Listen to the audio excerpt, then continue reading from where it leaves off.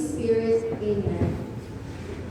Through the inspiration and guidance of our three guiding stars, Mary, our Mother, Mother Foundress Marie-Louise de Maester, and Saint Aloysius de Gonzaga, our patron saint.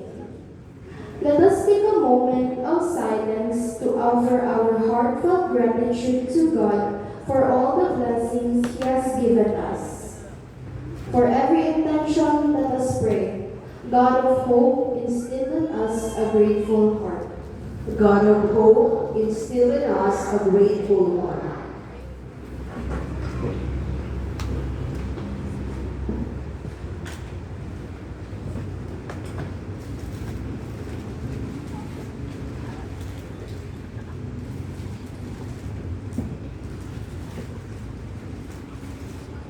Lord, we give thanks for the ICM sisters whose dedication and spiritual guidance have nurtured our hearts and minds.